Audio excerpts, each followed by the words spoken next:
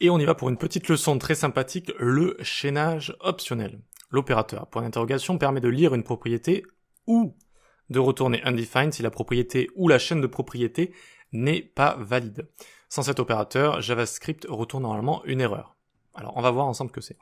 Ici on a un objet store, avec dairy products, cheeses, yogurt, etc. etc. J'ai fait exprès de créer des imbrications pour qu'on puisse voir la pertinence de tout ça. Donc on peut venir ici et on va zoomer, très bien.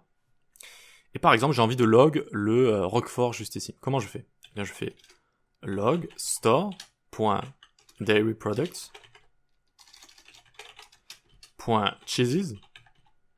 Je viens prendre Roquefort qui est le second élément, donc indice 1, 0, 1. Et j'ai Roquefort. Super.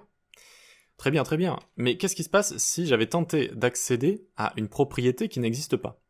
Qu'est-ce qui se serait passé? Mais on va voir ça tout de suite. Log store de dairy products. Et là, j'ai envie d'une crème glacée, j'ai envie d'une glace. Donc, point ice cream. Et ensuite, je vais aller dans un tableau, imaginons, qui s'appelle chocolate. Alors, chocolate creams de 3.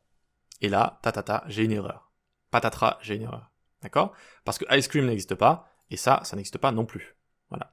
Mais très souvent, en JS, enfin très souvent, parfois, on travaille avec des données, avec des API REST par exemple, et on n'est pas tout à fait sûr de l'objet qu'on va recevoir, on n'est pas tout à fait sûr des fonctionnalités qu'il va contenir, et on aimerait soit que ça retourne undefined, soit utiliser cette propriété en question. Mais ne pas retourner d'erreur. Une erreur, ça va bloquer l'exécution par exemple d'une fonction. Une erreur, ça va être plus dur à gérer que simplement afficher une valeur ou pas.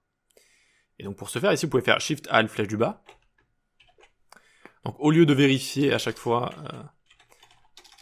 store et store.dairyproducts et store.dairyproducts.icecream, vous voyez, à chaque fois vérifier tout ça avant de retourner la valeur finale avec votre opération de short circuit, eh bien on peut mettre des points d'interrogation.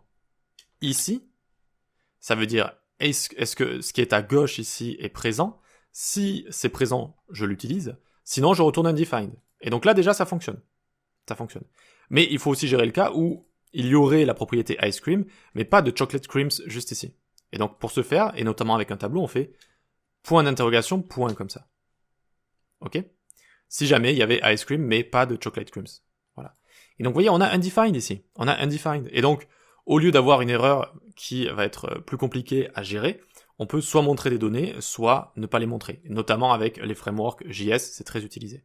Et c'est une syntaxe qui est plus facile à comprendre. Donc on a ça pour les propriétés comme ceci. Vous voyez, pour les tableaux également, on le présente comme cela. Et pour les méthodes aussi. Donc store.getPrice, juste ici, ça retourne 20, très bien. Mais si j'essaie de faire store.getQuantity, boum, j'ai une erreur. D'accord? Et bien là, je peux dire store.getQuantity, point d'interrogation, point comme ceci, et ça nous retourne undefined. Voilà, parce que la méthode n'existe pas. Mais si je fais la même chose au-dessus, ça l'exécute bien, parce que celle-ci existe. Vous voyez, ça l'exécute toujours. Voilà. Donc ça permet de gérer ce cas précis plus facilement, c'est le chaînage optionnel. Optional chaining en JavaScript. On passe à la suite.